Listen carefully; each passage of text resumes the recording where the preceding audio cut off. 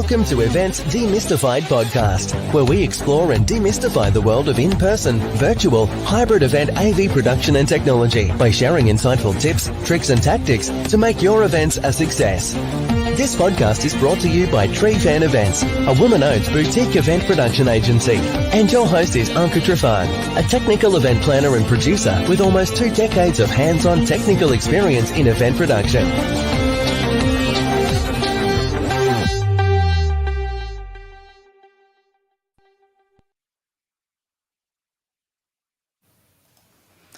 Well, hello, everyone. Welcome to the second live episode of the event about it, streaming today on LinkedIn, Facebook, and YouTube. I'm your host, 𝐂𝐚𝐻𝐿𝐿, and I am so thrilled to have you with us. This podcast is brought to you by Drape Events, a woman-owned event production and technology agency that offers high-value production services and AI tools for events and entrepreneurs. Also, a shout out to 𝐂𝐡𝐚𝐩𝐭𝐞𝐫𝐬, our partner in providing us with very high quality podcast guests. Thank you for that. Now, if you're just joining us, our series Event About It has been a blast so far. In our previous episodes, now available on Spotify, Apple Podcasts, and YouTube, we have unpacked some unexpected event stories and shared valuable insights from real-life experiences of seasoned event pros. Today, we're back with some more fantastic stories and insights, and I'm excited to be joined again by my co-host, Megan Martin. And this time, we have 2 new special guests, Lathan and John Moritz, who will be sharing their expertise and crazy stories with us. Before we dive in, I want to also give a shout out to everyone who supported the launch of this series. Your feedback has been incredible, and the stories that were shared is what makes this series so very special. So keep them coming. You can use the intake form that I'm going to paste in the comments. You're also going to be able to find this form in the episode notes. So we try to make it easy for you. You just have to go and share your stories. You can do it anonymously, or you can just share whatever you feel comfortable sharing. Today, just like we did in the past episodes, we're not short of some interesting stories to unpack, exploring what we would do differently to ensure a successful outcome. And now, without further ado, let's bring our guest in, joining us to dissect and demystify more challenging stories, highlighting the lessons learned and strategies that can help you navigate your own event-related challenges. So let's get started.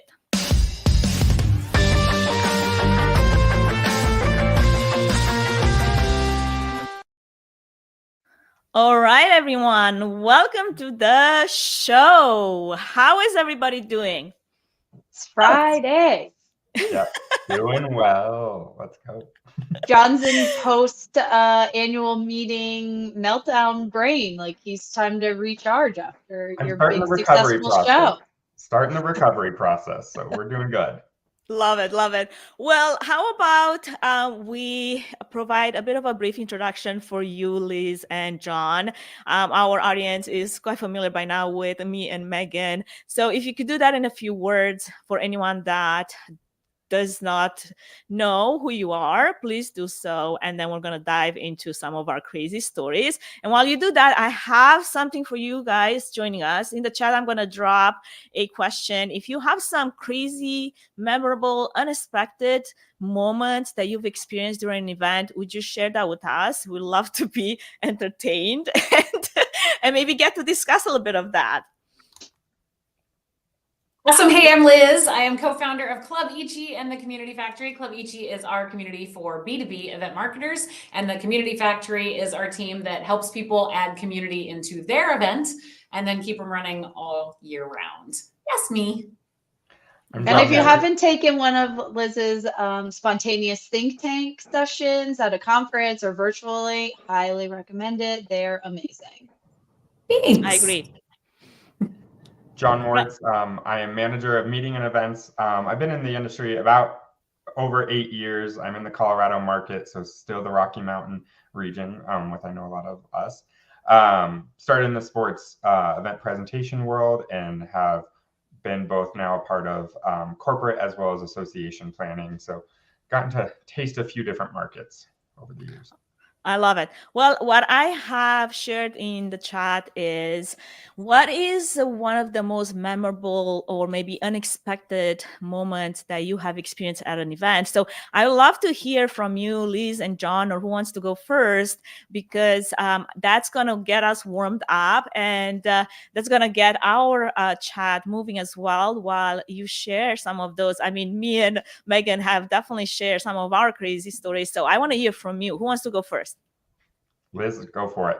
Oh, okay. Okay. So the hard part for me was trying to think of something memorable from an event that I didn't put on, because my events like stick in my brain. Obviously, you're in them day in, day out, and they're crazy, ridiculous, like secret trips and chartered planes and stuff.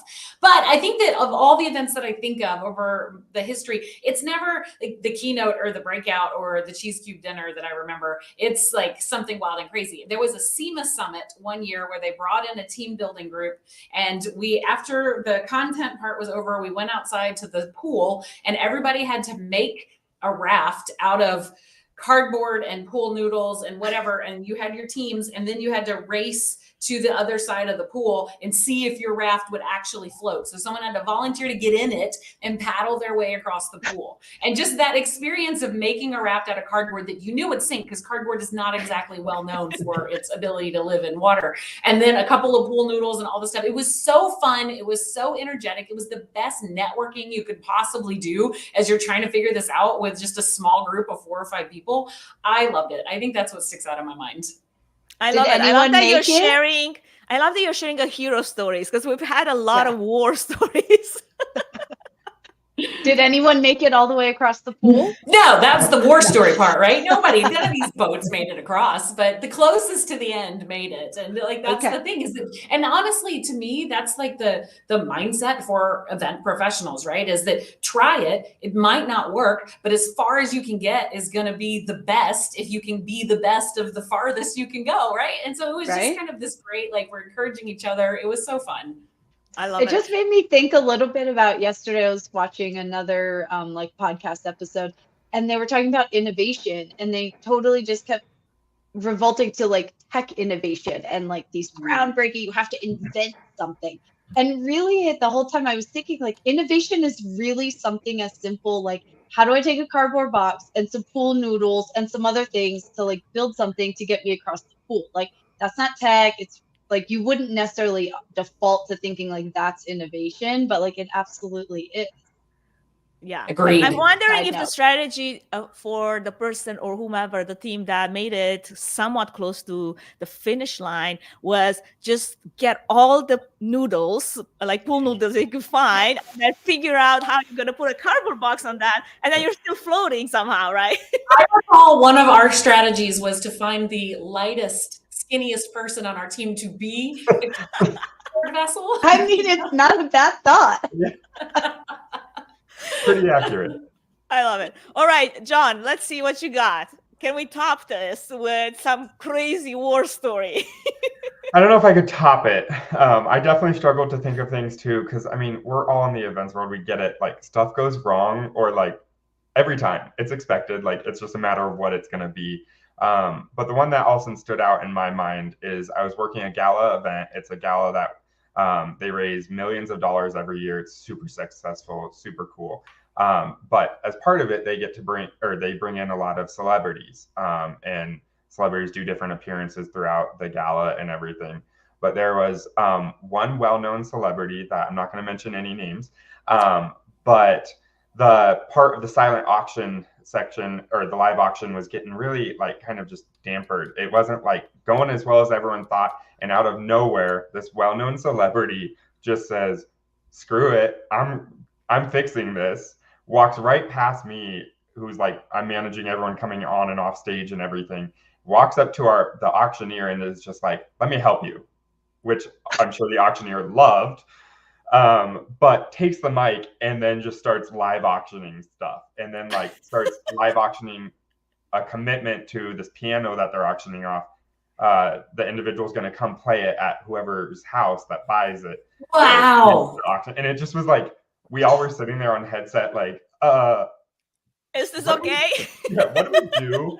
And like, we were third party brought in. And so we're looking at our contact, and she's also just like, let's see. I mean, we're raising money, so let's let it fly. And I would say our head client was very particular in the way things were run. And so we were like, oh no, like, this is not good.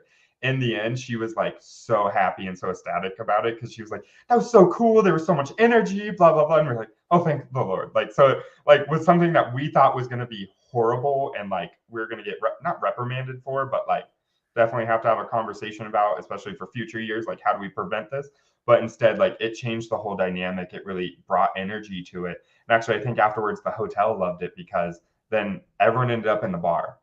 So yeah, like, it just was a crazy, like, it lasted 45 minutes. So our run of show got completely blown out the window and everything. But it was one of their most successful fundraising years. So it's like, it's one of those of like, yes, things aren't going as planned, but I love it. I think a lot of the fundraising galas that I was involved with, there's always like that unexpected, either the auctioneer, the MC, they decide to like throw in a double package or we have 3 of those. And, you know, the people in the back, the planners are like, no, we don't. And you're like, wow. Okay, we're going to have to deal with this later. I mean, we're selling it. We'll have to figure out how we make 3 of those now. It's out there in the world. Selling stuff that doesn't even exist. Yeah, it's like, this was a piece of art that was like a unique, you know, a just single piece, and now we're gonna have to like, what? Wow. What about you, Megan? Oh my gosh. Nothing's coming to mind other than a war story. It's not my story. Someone retold this to me, but there was a keynote speaker in a wheelchair on stage, and the wheelchair got caught in some drape that like wasn't tucked all the way. And as they were moving across the stage, the whole backdrop of drape came down, like on the stage. Oh no. Oh no. Everyone was fine. No one was hurt. It fell backwards, thankfully, instead of forwards. I don't really understand the physics behind it. Again, not my story. I wasn't there, but yeah, like in the middle of the session, the whole drape on the backdrop came down. My gosh. I can't imagine the horror. That's one of those situations where I wish I could see everyone's face, like all the different key components of that event. And it's all slow motion. Yeah, all exactly. Exactly. But then like it's the middle of the session. So do you like pause and be like, let's put this drape back up? Or do you just be like, don't mind the man behind the curtain. We're just going to keep rolling with it, you know, like commercial break. Right. Basically, from what I heard, the speaker just, pun intended, kind of rolled with it and just kept going and like didn't really pay much attention to the fact that all this drape just tumbled down the stage, and they just kept on going and just finished the session. And then the AV team came in, like put the drape back up afterward. Wow. I did an event once. We had Bill Clinton as our keynote speaker, who showed up an hour late for his keynote. Of course. Yeah. I mean, come on. Celebrities. Talk about run a show pivot an hour late. Yeah. So how did you feel? How did you feel at the time? Like, did you have like, oh, impromptu dancing? Let's do a singing contest. Like, what happened during that? We had been prepped that he likes to be late to his keynote sometimes, and so we kind of had a little bit of a plan. Like, we knew in our heads what we would need to do, but we, you know, didn't go so far as to have everything reprinted and rearranged, because we thought he'd never do that to us, you know. But when it happened, we got the call, he was going to be late. We put it into motion. So we had the backup plans. We just had to go print them, start handing them out. put people in the hallways, tell everybody what was happening, change all the things. And then he has this very specific thing where he has to get energy from the people and do a meet and greet before he goes on stage. So the meet and greet was kind of running longer. Yeah, well, no, like he didn't even show up for that till an hour late. So the whole thing shifted. So he came in and we were to go on stage and he was like, no, I need to do my meet and greet. And we were like, you can do it afterwards. He's like, no. So it was wild. Yeah, what are you gonna do, right? Oh my. I could just see Liz up there like doing a tap dance, a little song and dance as you're like killing time waiting for Bill Clinton to finish his, like, he doesn't even hype music. He literally needs like hype people. That's his thing, I guess.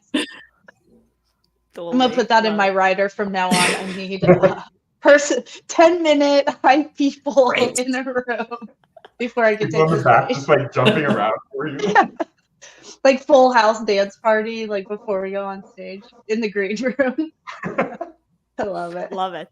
All right. Who wants to go with our first story that gets into the nitty gritty of what it's like to, dial a challenging situation and turn it around into some kind of a saving moment? I can go ahead and jump in with this one. All right. So my fun story, if you recall last year, March or April, I can't remember exactly when. I should know the date, but I don't. I try to erase it slightly. But I was doing an event in kind of the San Francisco Bay Area, about an hour south of the airport, in this cool little quaint town right on the coast. It had just this really unique lodge and everything. It was just a beautiful venue. We'd done 2 or 3 events there before, and they were always these 40 to 50 person kind of well-being, mental health retreats and everything for the corporation I was working for. And most arrivals were on Monday. Things were going good. I walked to the coast that night to really just like enjoy the scenery and everything. And then all of a sudden this storm rolled through and I was like, wow, this is an exciting storm. Like the lightning was going crazy. You're right on the coast, so you can see all the stuff out over the water. It was beautiful, but also crazy. Ended up going all night long. And then Tuesday morning, I'm getting ready, just got out of the shower. It's about 7:30, 8 o'clock. And then next thing I know is it's a sound. If you've ever been through a power outage, we all know that sound, but just the vroom or whatever that, like, I can't do that sound specifically, but if I hear it, it's like, oh no. And so now you have PTSD from it. Yes. I'm sitting there for a second like, oh, okay. All right, this is fine. And at this point, I'm starting to see blue sky too. So I'm like, I don't know where this is coming from. But just continuing to get ready. Time is going on. Nothing's happening. And so I then start getting getting ready a little faster and just seeing maybe it'll come on at some point, hopefully right as soon as I walk out of my room. Well, 15 minutes later, it's still not on. So I instantly get in contact with my contacts at the property. The only weird part there is because it's like in a little coast town, phone service is not great. And so the service we were relying on was through the Wi-Fi. Well, without power, Wi-Fi is not really a thing. So it was just like this situation where it's like, all right, what do we do? What's next steps? So once I finally was able to find our contact on site, we really just sat there and prioritized everything. All right, what's the first thing that's going to happen? Well, we're starting with a breakfast. All right, how's the restaurant? The restaurant is not even impacted because luckily due to some California laws and everything, they have to have a generator. And so the restaurant and food was taken care of. And so I was like, all right, this is great. Now, all right, what about the meeting space? Like, okay, we walked in there. It was pretty lit because it had like half of it was windows. And so we were like, all right, we're keeping all the blinds open. No one will be walking behind. They're not going to distract from it, but we need the projector. We need the computer plugged in, all of that. Like this entire program is run out of kind of a PowerPoint.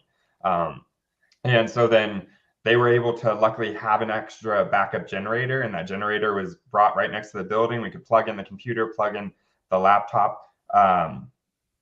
Well, that's the But same you have thing. no Wi-Fi, you have no lights still. No, nothing. Okay. And so they luckily like a year or two before this had happened to them, and so they had all these backup like flashlights and like these things that they could just stick on the wall that were basically like those pop lights or whatever. So things were like, because the bathrooms don't have windows typically, so we had to like literally walk through every different aspect of it and just be like, all right, oh, we need a light here. Oh, okay, we need a light here. And then at night, none of the rooms had power either. So it just was kind of a crazy situation. Also, again, because no one had power in their rooms, like the only place they could power their phones was off the generator that the computers used. So it was at 5 o'clock when we ended, because we encourage people not to use their phones during these retreats and everything. But we were like, people need to check in with their family, all of that. And so like we'd unplug the projector and the computer and everything, and everyone would plug their phone in whichever way possible, and then they had to take turns. So it's just, yeah, a lot going on. In not to jump straight to the end, but the power didn't come on until 48 hours after we left, of course. And Oh my at that gosh. point, I had all the notifications coming from like the power company every day, just being like, oh, okay, it'll be fixed tomorrow. It'll be fixed tomorrow. It'll be fixed tomorrow. And so by the time like I'm home, I'm like, it's the weekend. It's over. It's fine. I also get a message saying like, oh, power has been restored. And I Great. almost like, threw my phone away. So how many total days were you running this meeting without power? 3 days.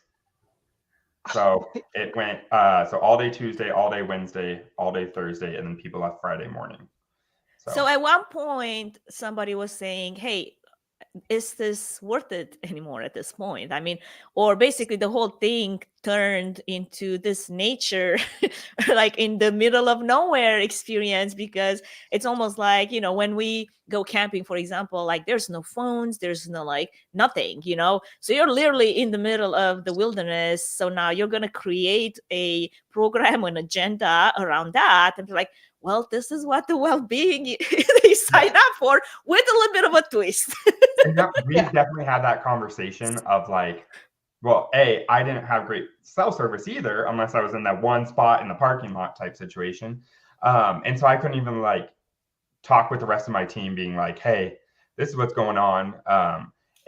But when I talked with the facilitators on site, we just kind of went through the whole like conversation of, okay, do we cancel it? Do we send people home? Well, the issue is because the storm flights were impacted, so the airport was already a mess. Right. We're also an hour away from the airport. And so trying to get transportation lined up so that we can get folks home, well, that's just not going to help, especially when, again, I don't have Wi-Fi to be emailing them. I'm in the magic little spot in the parking lot. So it was kind of one of those that we all just were like, all right, we got to go with it and we'll see what happens. And how did the attendees respond? Like, I can only imagine being a woman, showering that first morning, getting ready to like present myself, because this is probably some kind of executive retreat if it's this remotely, right? Wanting to present well on the first day, getting halfway through blow drying my hair, and then done. And so then like you have no power to like get ready, do anything. So like, how did the attendees take it? It was kind of just a joke in the beginning. Like we all were like, well, this is what it is. Especially most people, I think, were able to get ready Tuesday morning. And so like Tuesday wasn't the problem. Especially it was Tuesday night when people were starting to retreat back to their rooms that really we started realizing like, oh, people don't have power in their rooms. Oh, then someone like was like, oh, I don't have hot water. And we started realizing all of this. At the end of the day, though, I proudly will say it actually was one of the most highly rated and best reviewed events I've ever been a part of planning. And I think it was one of those is, again, this was a retreat all about like well-being, mental health and all of that. So just really mindset focused. People were able to just be like, all right, I think the saying is like misery is company or whatever that saying is.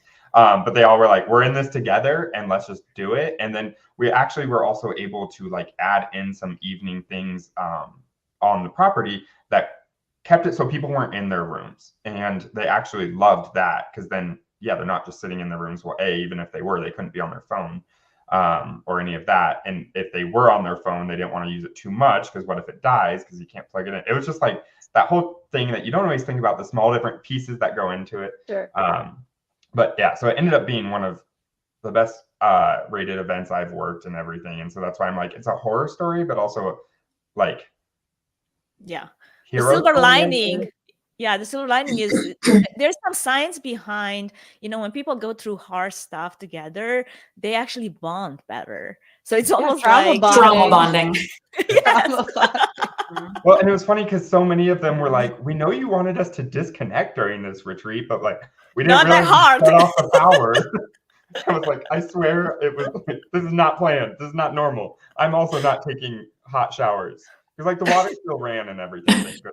But definitely one of those. I where mean, was can like, you imagine if you couldn't even take a shower? Like, oh man. Or if you did, it Yeah. was like a 2 minutes, super fast, because this is freezing water.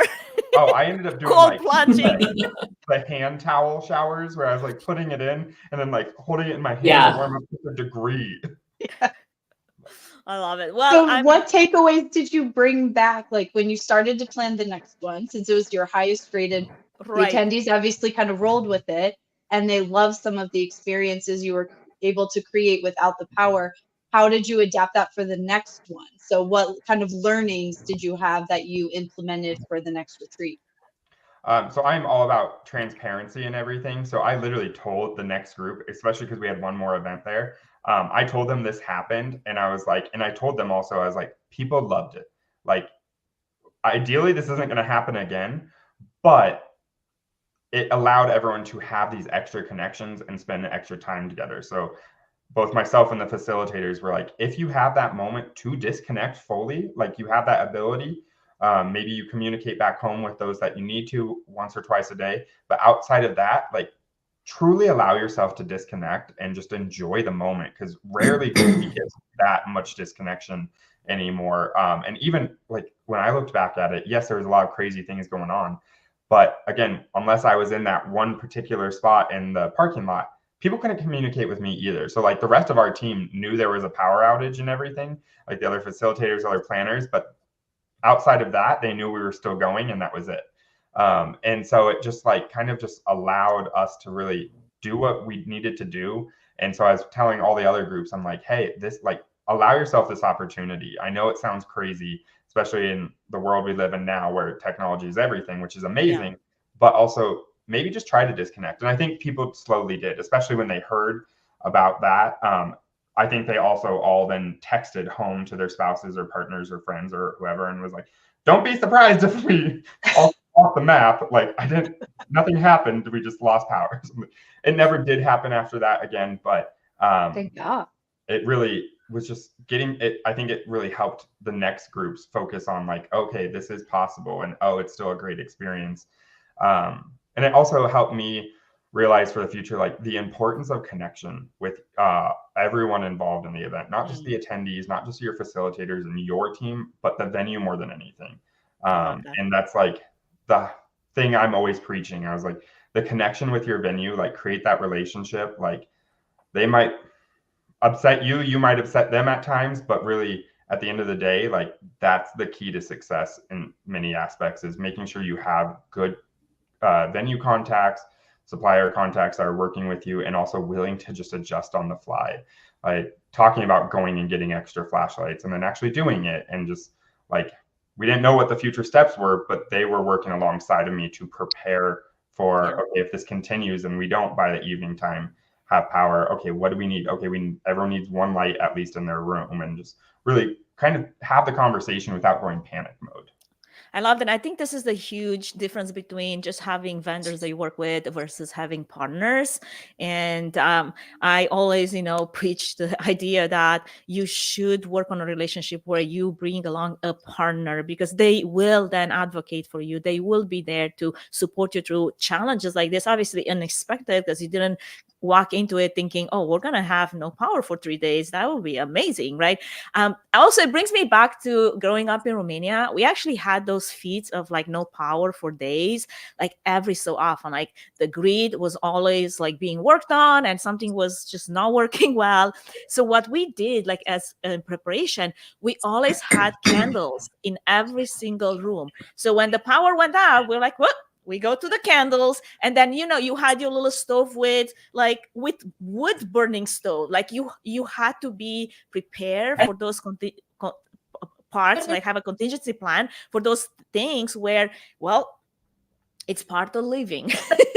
So going to a future apocalyptic situation, I don't know if we are all that prepared for that kind of situation. If this was happening in real life where power goes out for like days, and what do you do? Like, I sure have a flashlight somewhere, but that's about it. I just added flashlights and walkie-talkies to my pre-packing checklist for events.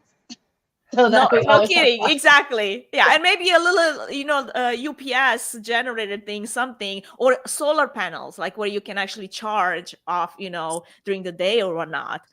So Well, and my favorite aspect is the venue. Then that next event that I was there with them at gifted me, because a lot of venues like to throw little gifts in your rooms and stuff. They gifted me a flashlight, and I almost lost it laughing just because I was like, and now I do. It's in my like backpack. the When I'm on swag. site. I always, it's a little flashlight, but man, is it powerful. But I was like, I never thought like, yeah, let's have that.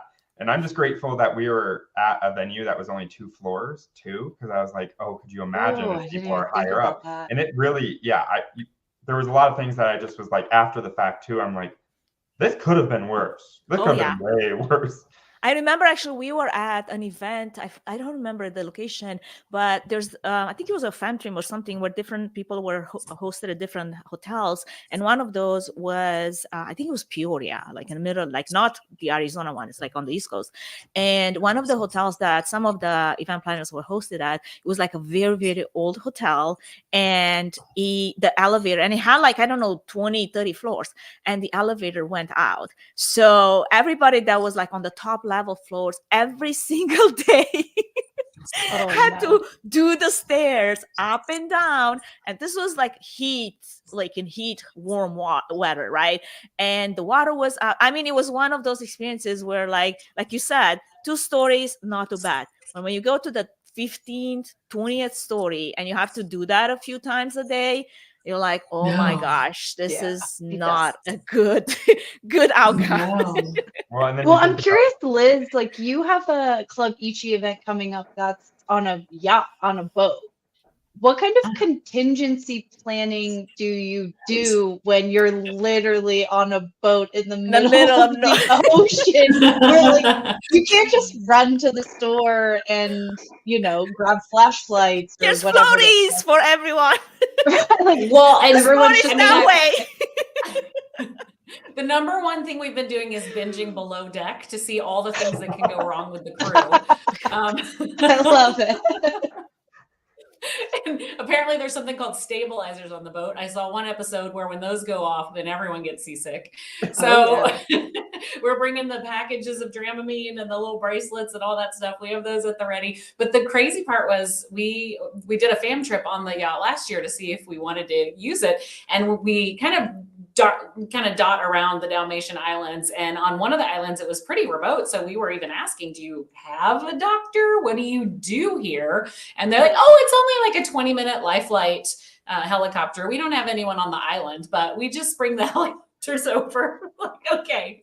Wow. So let's see, how fast, what do we do? Yeah, so there's definitely a lot of thought. I think after number 1, binging Below Deck, number 2 is make sure we have event insurance.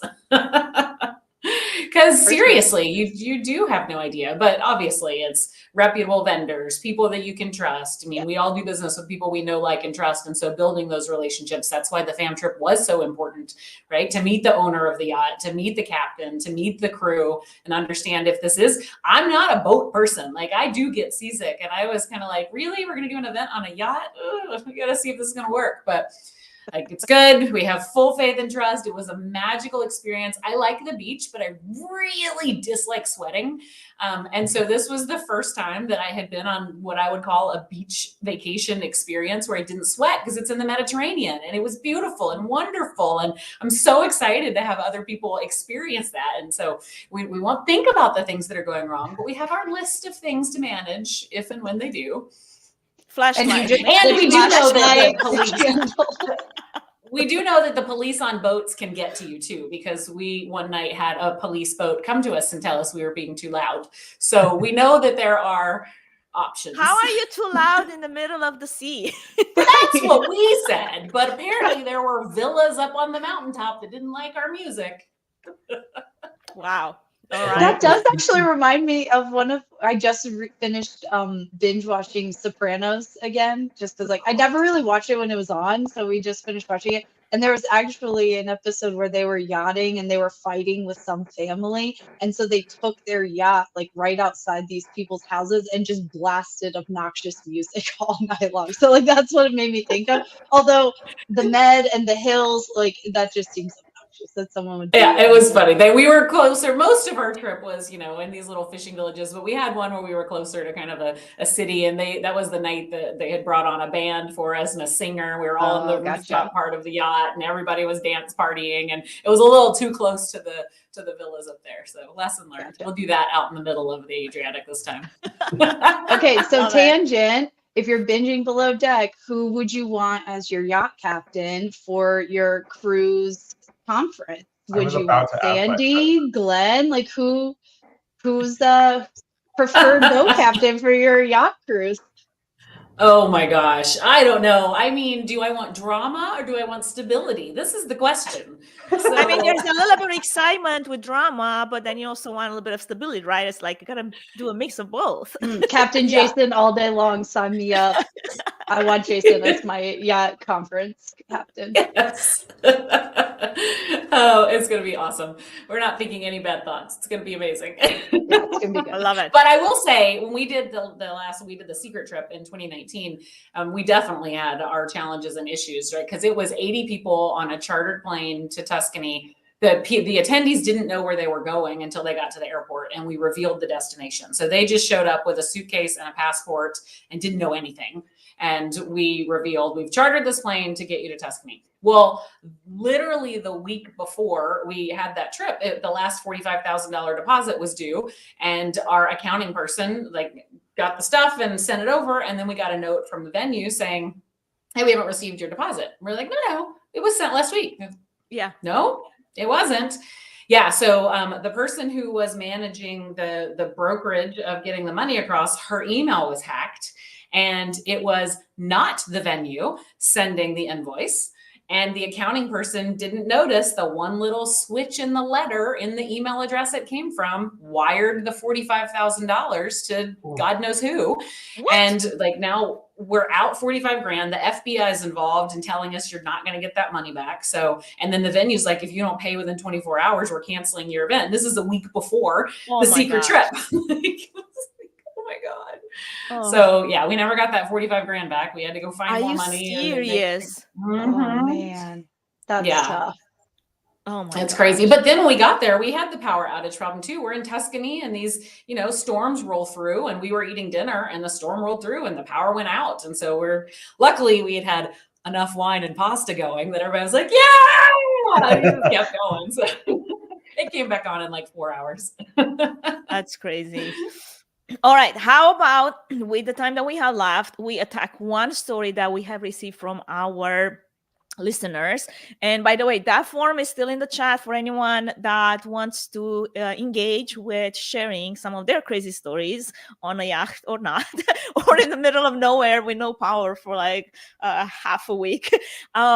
We also welcome your stories in the chat. So if you want us to dissect something that's totally crazy in the chat, feel free to do that. So I'm going to jump into this one, which I feel like it's a bit of like out of our comfort zone because it deals with a wedding. I decided to pick on this one. There's always something fun about weddings, and I feel like there's always something like going wrong with weddings too. So to me, this was the story that I was like, you know what? I feel like we should discuss this because I mean, I did weddings for a little bit, and then I left out of that whole environment because it was just too much drama, too many things, just so out of Too control. many emotions, too many, power, hungry people wanting to make decisions. You also only have one day to get it right. This is why I've never really wanted to do social events and why I like conferences, because people remember the end more than they remember the beginning. And so like I can totally shit the bed on the first day of a conference. But as long as I can make it up to everybody by the end of it, I got 2 days to adjust and wow everyone before they leave. At a wedding or a social event, you got like 4 hours. That's it. And this is like one of those memorable days that, for anyone that's been married, you're like, this is the only day you're going to remember for the rest of your life. So if you screw up, royally, obviously going to have a huge impact and implications. So we're going to dive into this. Alka, we have a great message in the chat right now just to kick this off.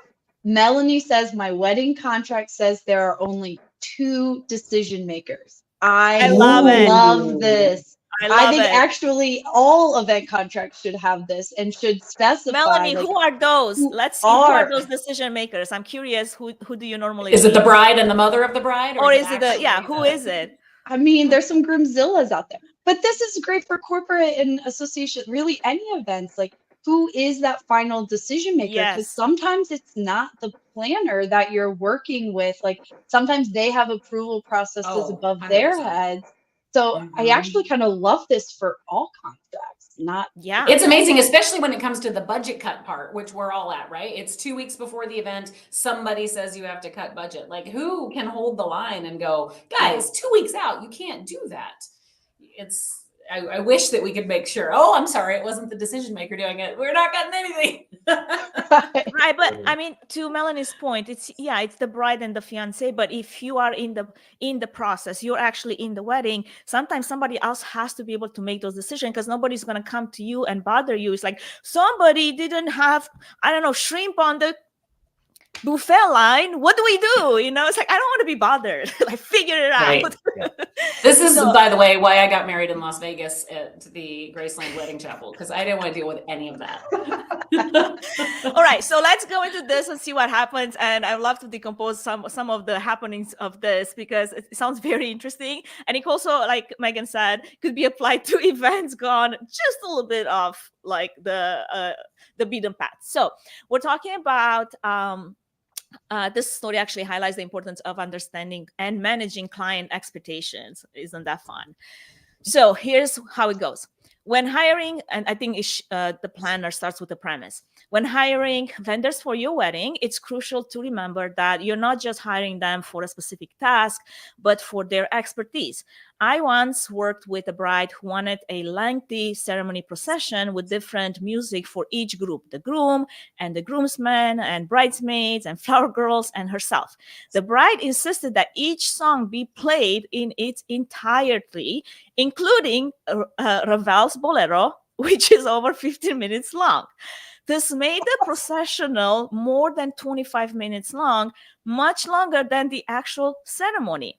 Coordinating the music cues was challenging as there were no graceful fade outs between songs, and I had to time each group to walk every 30 seconds, regardless of where the previous group was along the aisle. To make matters worse, it was an outdoor ceremony on a hot, humid June day with no shade. Oh my. No. After this experience, I learned to better understand or ask or inquire about the couple's vision and needs before agreeing to work with them. So, question for everyone in the chat. Have you ever attended or organized some kind of event, special event with unique or challenging requests? And how did you handle it? And what was the outcome? And then for all of us, let's see first thoughts. What comes to mind? First, it made me think of Liz and having to have Bill Clinton's hype squad in the green room before he would even take the stage, after being an hour late, making the program like a full hour and a half late, basically. I mean, Yes. kind of similar scenario. He probably didn't even talk for an hour. His speech was probably an hour or less. So you spent more time reorganizing everything than he was actually present, like at that conference on stage. I mean, crazy. This is Yeah. like, think about your attendee experience. Can you imagine being a guest sitting there watching this nonsense?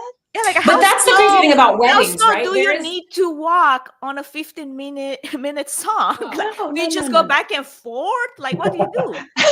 But They just this keep is doing the a loop. whole, like, we're starting to hear people talk about the role of audience advocate, right? Who's Yes. actually thinking about sitting in the audience's seat and how this is going? And there is never one for weddings because it's the bride's day.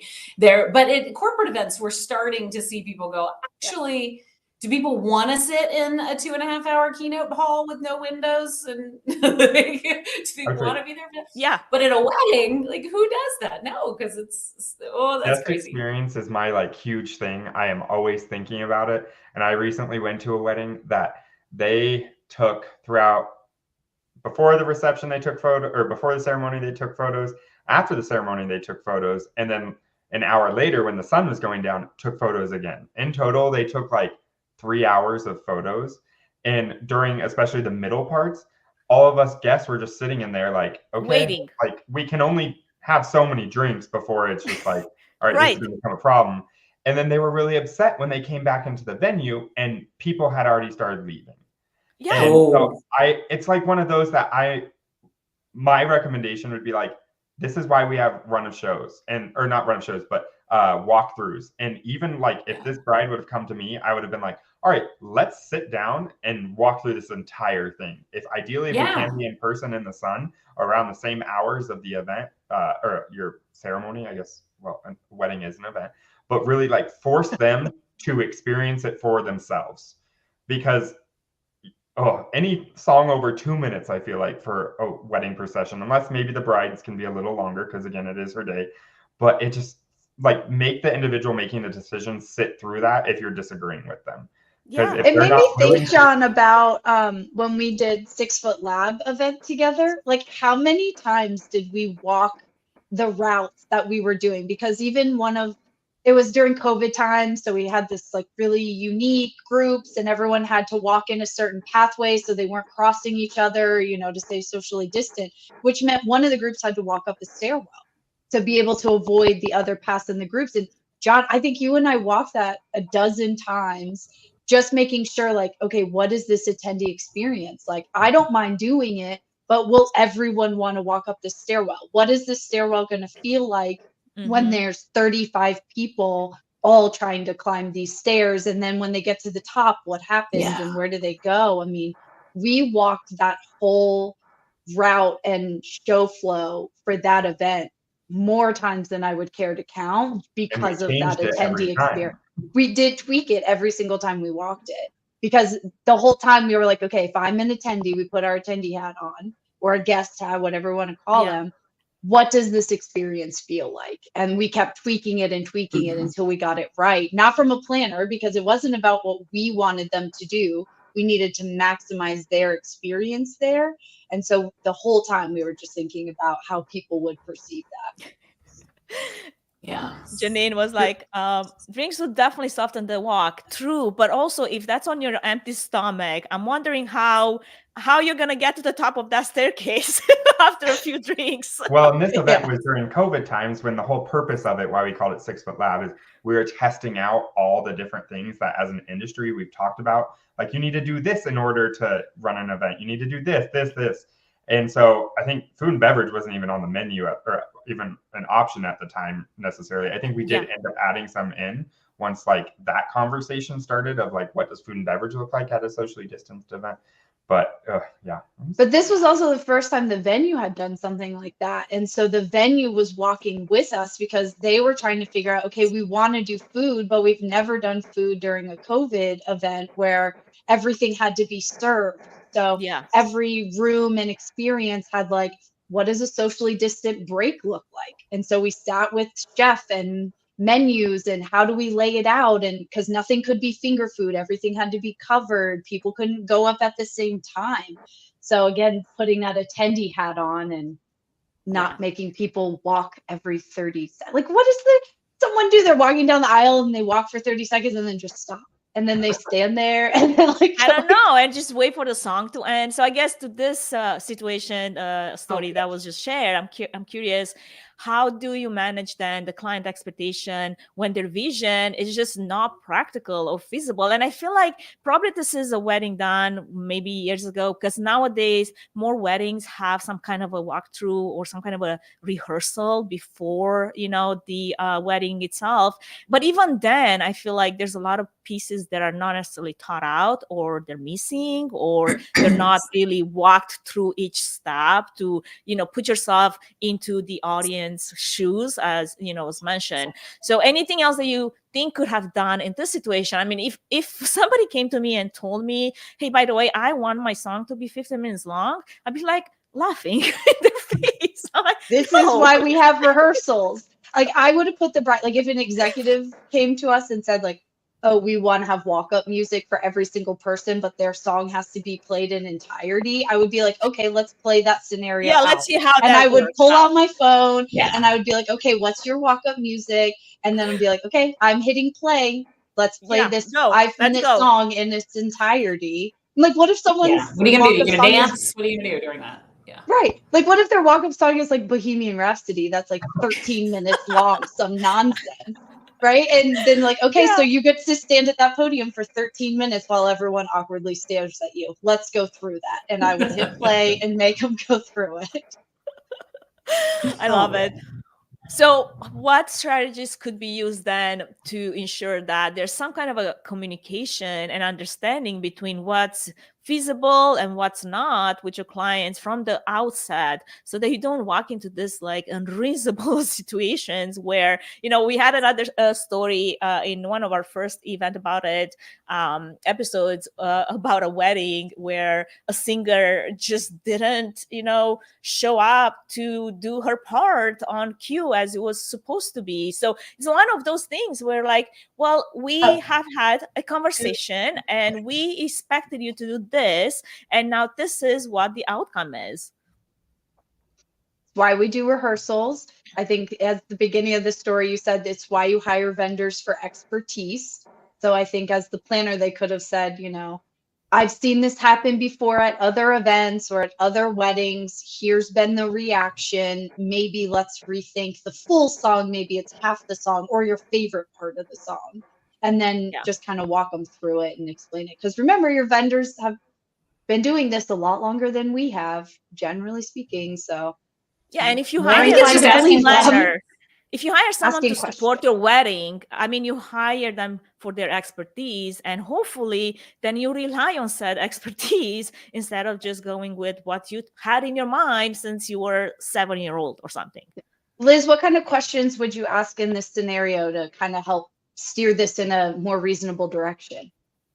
Well, I think like what John said earlier, it's like, hey, why don't we sit down and walk through step by step how this is going to feel for everyone, you as the bride, as well as the audience. We're sitting here. So, you know, what you said, Megan, like, let's play the song and talk through. It's a 15-foot walk. What's going to happen? You know, like, just so they can feel that. And then the audience, you know, understands. Like, I went to a wedding that was on a beautiful grassy knoll, cliffside, gorgeous thing, and nobody sprayed for bugs before they put the chairs out. So we were all sitting there getting eaten alive for the 30 minutes of the session. And it's like, can you sit there and just think through, wow, we're on a beautiful grassy knoll. Are there bugs here that will eat our people? Should we spray beforehand? Like, let's just think about these moments. Just made my ankles itch so bad. Exactly. Let's see, we have a comment here. There's one thing in telling them to adjust their timing expectations. It's another when you actually have to tell them that their choreographed dance idea is objectively terrible. I think that's a matter of pick your battles of like, let's just say the terrible choreographed dance. Is this like a choreographed dance in the processional, like one of those like from The Office or whatever that viral video was. Like, Oh my God, you know, at yes. some point you have to pick your battles, and I do this with managing up all the time. It's like, is this worth the fight? No. Okay, just do your terrible choreograph. Like, everyone will think it's funny, everyone's gonna laugh at you, but like, let's just move on with it. I got bigger fish to fry, I got bigger decisions to make. Like, just do your dance then. Yeah, I'd rather fight a 15-minute long procession versus, you know, if you want to do your dance, go for it.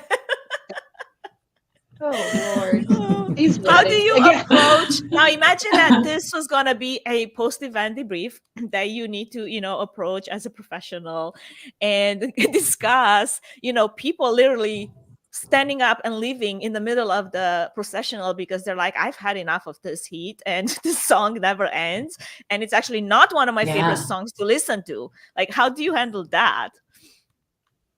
I don't know that you can do anything at that point. Like, No. if I were a guest at that wedding, I would have gotten up and walked out.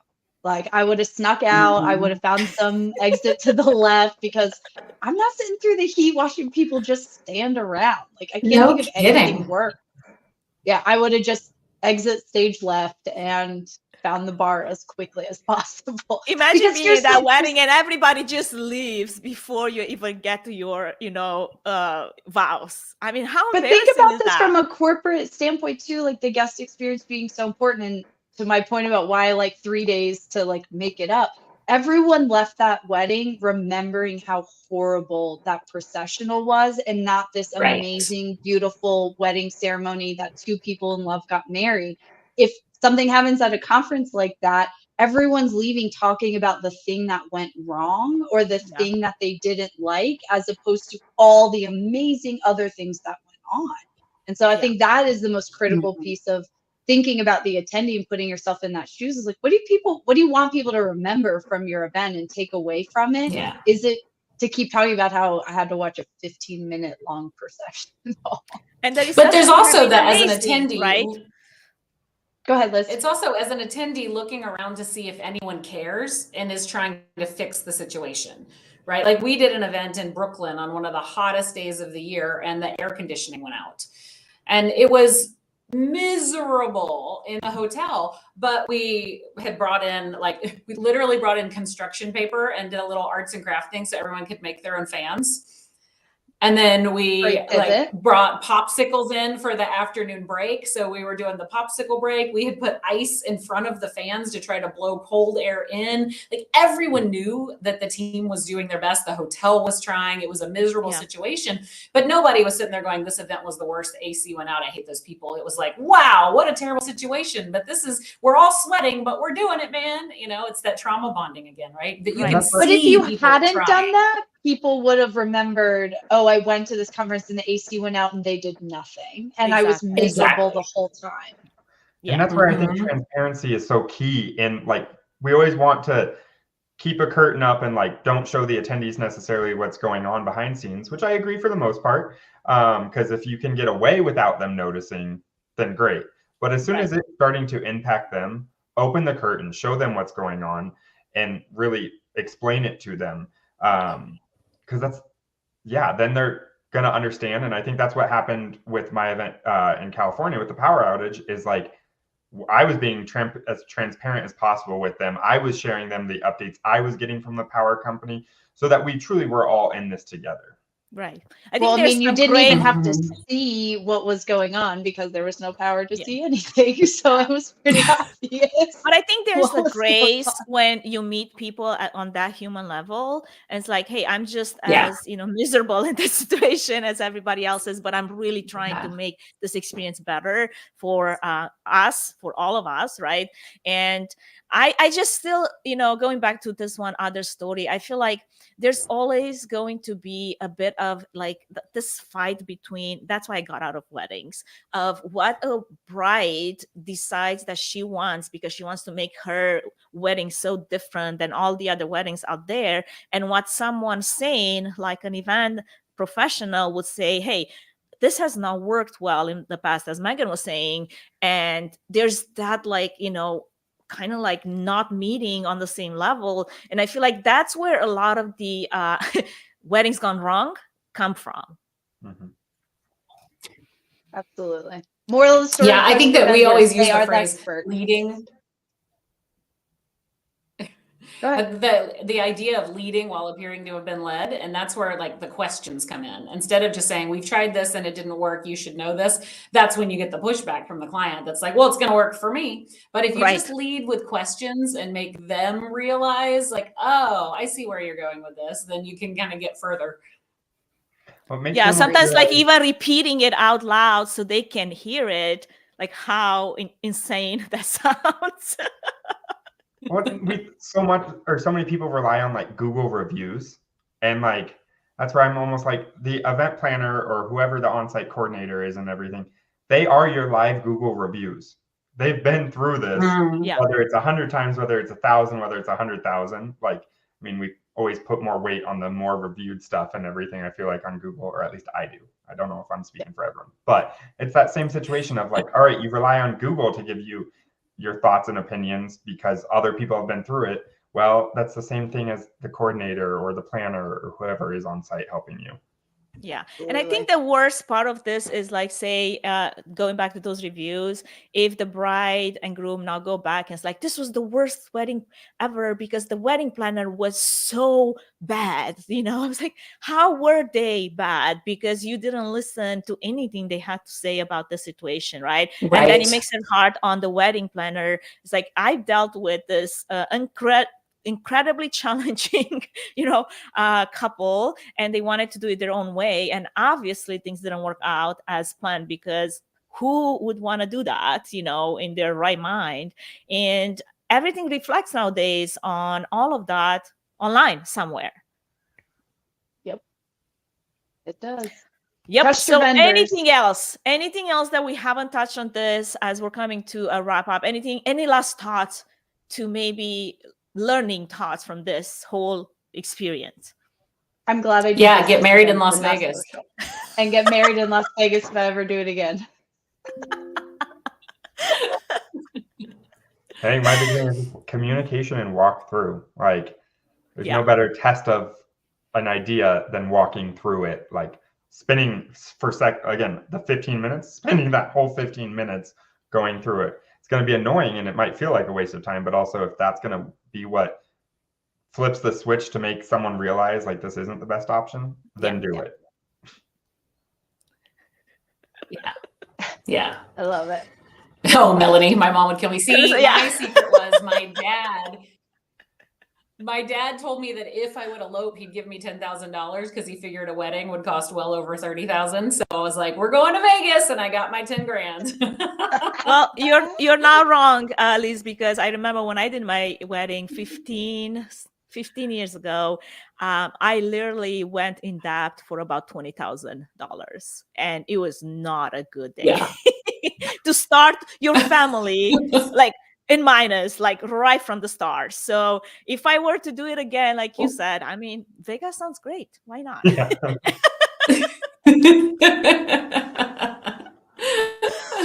All right. I feel like we covered this in any way, shape, or form possible that we could have. And I want to, thank all of you, Megan, Liz, John, for sharing your stories, hero and war stories, challenging as they were. I want to thank everyone that was in the chat and entertain us with their comments and stories as well.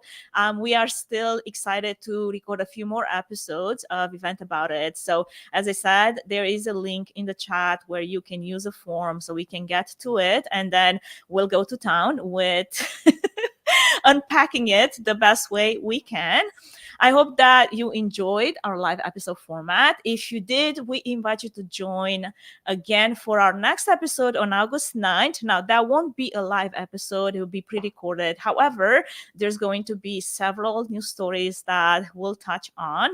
Make sure that you subscribe to the podcast on YouTube, Spotify, and follow our LinkedIn page and stay updated to all of the episodes and when they're coming out and whatnot. Your support really helps us continue to bring those valuable discussions and insights to you. And with that, thank you everyone for joining us. Thank you for sharing your amazing stories. Liz, thank you. John as well. And Megan, of course, for co-hosting this series with me. And we'll see you next time. Stay inspired. Keep pushing the boundaries of what's possible in events. And with that, Bye. it's a wrap. Bye, everyone. Yeah, thank you.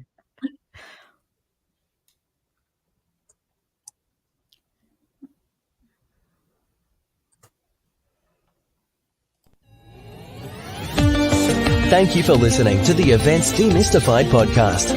If you enjoyed this podcast, please take a moment to review it, rate it, and share it with other event professionals that could benefit from it. Connect with us on social at Events Demystified Podcast. We would love to hear from you and what you're up to.